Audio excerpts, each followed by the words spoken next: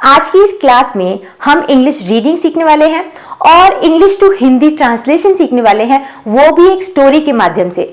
सोचिए अगर आपको एक एक लाइन का ट्रांसलेशन बताया जाएगा तो आप क्या क्या नहीं सीखेंगे। नए नए वर्ड्स, सेंटेंस का फॉर्मेशन और प्रोनाउंसिएशन की इंग्लिश को रीड कैसे करते हैं। सो अगर आप एक यूजफुल क्लास के लिए रेडी हैं तो चलिए आज का लेसन स्टार्ट करते हैं।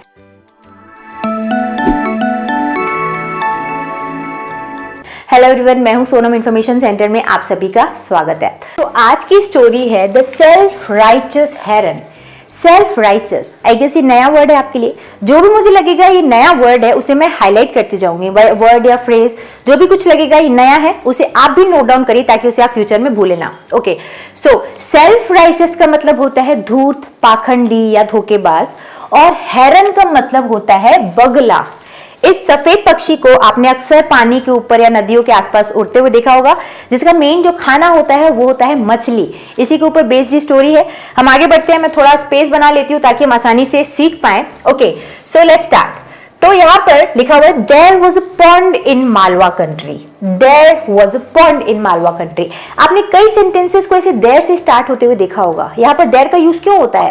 किसी चीज का एग्जिस्टेंस बताने के लिए हम देयर का यूज करते हैं, और ये एक जो मेन सब्जेक्ट होता है उसका सब सब्जेक्ट के रूप में इसको हम यूज करते हैं। जैसे अगर आपको बोलना हो कि ग्लास में थोड़ा सा पानी है तो आप बोलते हैं there is some water in the glass. Water in the glass, क्योंकि कंप्लीट सेंटेंस नहीं बन सकता तो वहां पर हमें देयर का यूज करना पड़ता है। ऐसे देयर के आप बहुत सारे सेंटेंसेस पढ़ेंगे तो आपको देयर का यूज समझ में आ जाएगा। Okay, so there was a pond in Malwa country.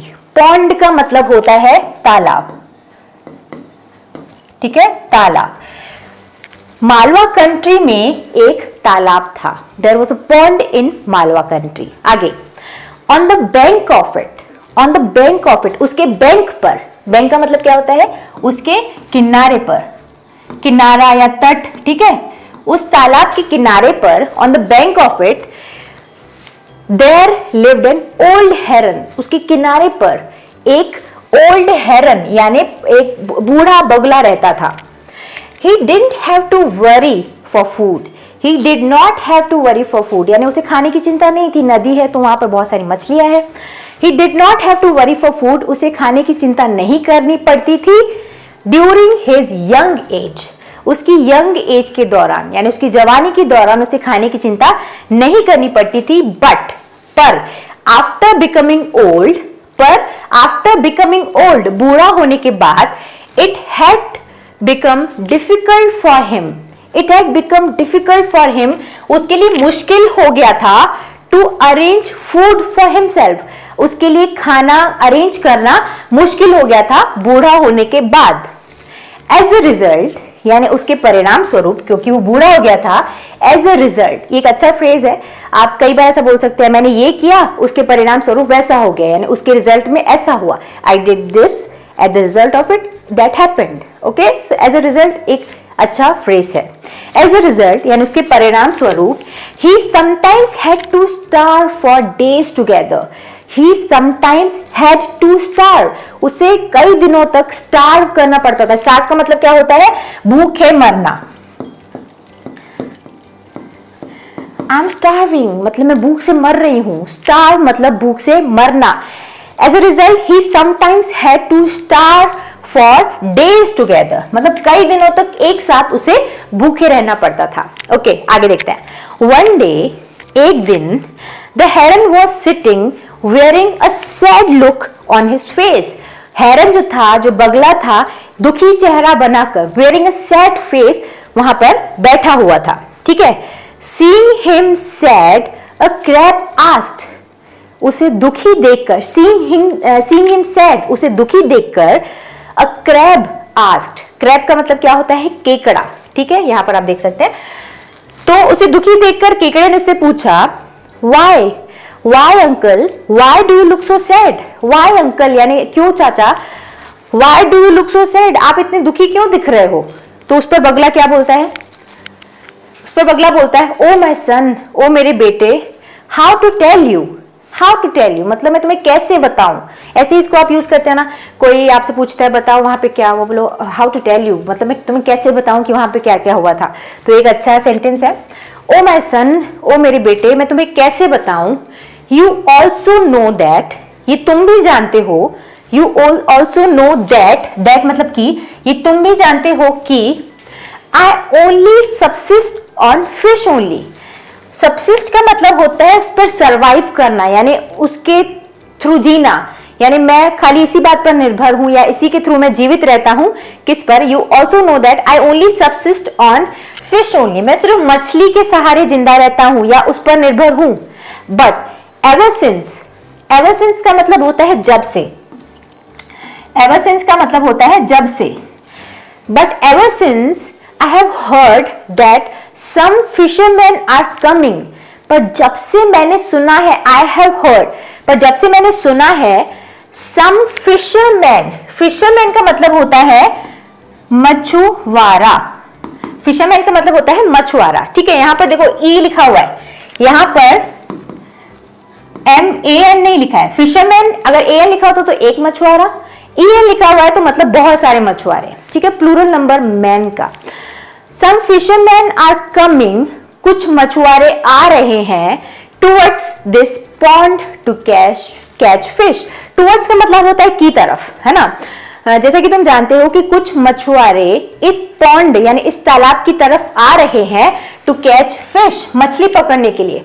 Towards the pond मतलब तालाब की तरफ, तो टुवर्ड्स का मतलब हुआ की तरफ। I have been worried about them, जब से but ever since I have heard that some fisherman are coming, जब से मैंने सुना है कि मछुआरे आ रहे हैं, I have been worried about them, मुझे उनकी चिंता हो रही है, ठीक है, मुझे उनकी चिंता हो रही है। दिस इज द रीजन, इसीलिए, दिस इज द रीजन का मतलब होता है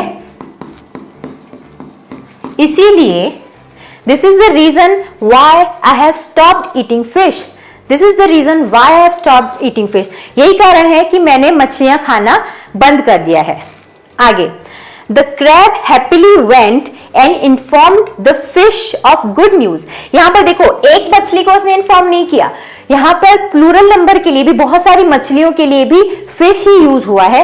पर अगर आप अलग अलग स्पेसीज यानी अलग अलग तरीके की मछलियों की बात करते हैं तो वहां पर आप जनरली फिशेज यूज करते हैं, बट फिश का मतलब भी प्लूरल फॉर्म में यूज होता है, ठीक है। द क्रैब हैप्पीली वेंट, जो केकड़ा था वो खुशी से गया, and informed the fish of the good news, और उसने मछलियों को इस खुशखबरी के बारे में इन्फॉर्म किया, that the heron had stopped eating fish, उसने इसे इन्फॉर्म किया कि बगले ने मछलियां खाना बंद कर दिया है।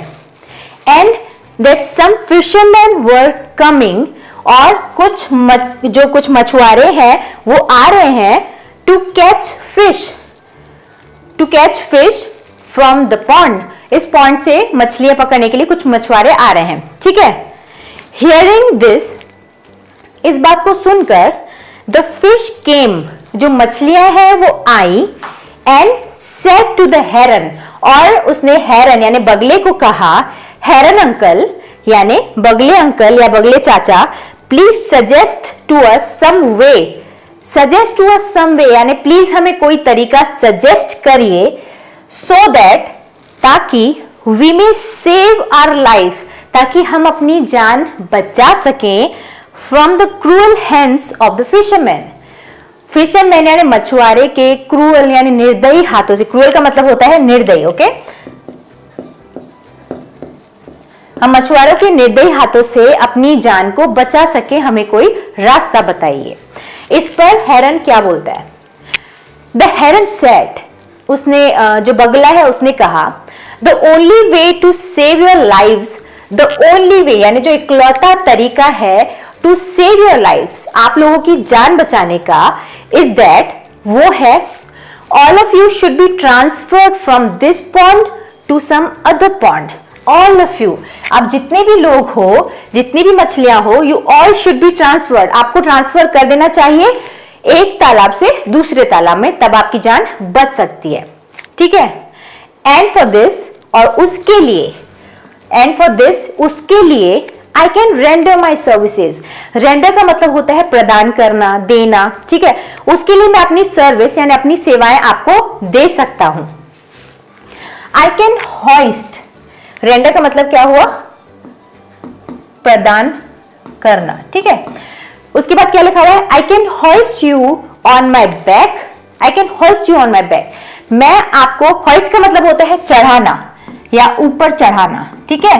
मैं आपको चढ़ा सकता हूं, I can hoist you on my back, अपनी पीठ पर, one by one, and take you to some other pond. मैं आपको अपनी पीठ पर चढ़ा सकता हूं और एक एक करके दूसरे तालाब पे पहुंचा सकता हूं, ठीक है। इसके बाद क्या लिखा हुआ है, the old heron would hoist one fish on his, hoist का मतलब चढ़ा। द ओल्ड हेरन, जो बूढ़ा हेरन था, वो एक मछली को अपने बैक पे चढ़ाता था, वुड हॉइस्ट वन फिश। हॉइड का मतलब है जो बात पहले होती थी, यानी ठीक है, वुड यानी करता था, चढ़ाता था, hoist the fish on his back each time, यानी हर बार एक मछली को चढ़ाता था। Take him behind a hillock, take him behind, him तो नहीं होना चाहिए यहां पर, मछलियों के लिए आप इट भी यूज कर सकते हैं। मछलियों को कहां लेके जाता था, बिहाइंड अ हिलॉक। हिलॉक का मतलब होता है पहाड़ी, ये जो बड़ा पहाड़ होता है उसको हिल बोला जाता है, बट जो छोटी पहाड़ी होती है उसको हिलॉक बोला जाता है, ठीक है। Each time take him behind a hillock, hillock के पीछे लेके जाता था। ईट हिम, उसे खाता था। देन रिटर्न, फिर वापस आता था। Then return to take next one with him, फिर अगली मछली को उसके साथ लेके जाने के लिए वो वहां पहुंचता था। एंड दस, इस तरीके से द विक्ड हेरन, विक्ड मतलब कपटी, धूर्त है ना, जो धूर्त यानी जो बहुत बुरा हो उसको विक्ड बोलते हैं, धूर्त, पाखंडी।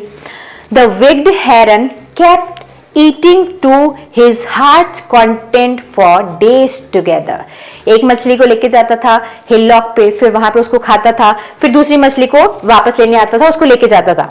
इस तरीके से जो धूर्त हेरन है, जो धूर्त बगला है, वो ही kept eating to his heart content for days together.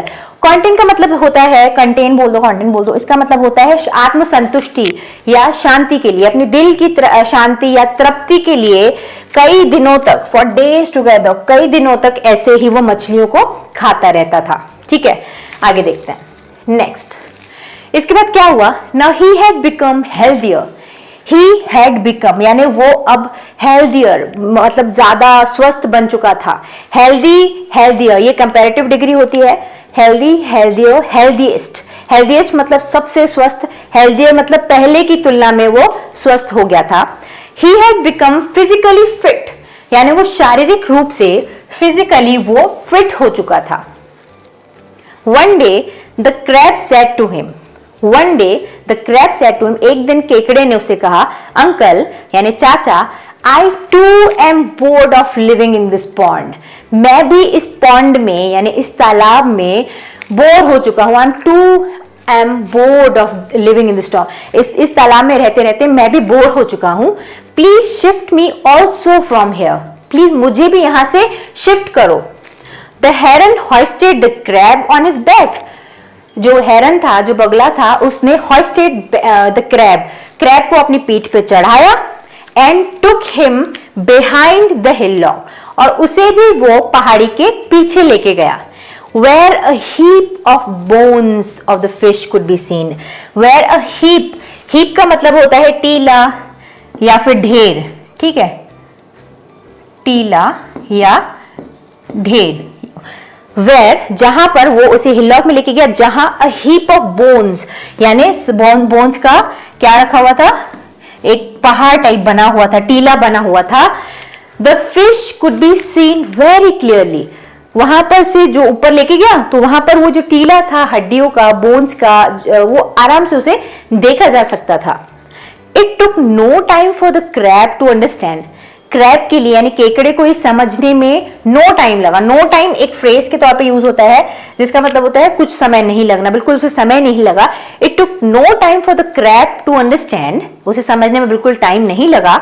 That the wicked हेरन, की जो धूर्त बगला है, had eaten away the fish, वो सारी मछलियों को खा चुका है। ईटन अवे का मतलब होता है किसी चीज को खाकर खत्म कर देना।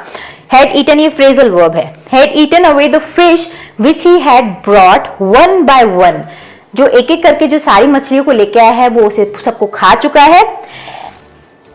One by one under the pretext of under the pretext of, ये एक बहुत बेहतरीन फ्रेज है। अंडर द प्रीटेक्स्ट ऑफ का मतलब होता है, प्रीटेक्स्ट ऑफ मतलब के बहाने, under the pretext of shifting them to some other pond, एक नदी एक तालाब से दूसरे तालाब में शिफ्ट करने के बहाने वो सारी मछलियों को खा चुका है।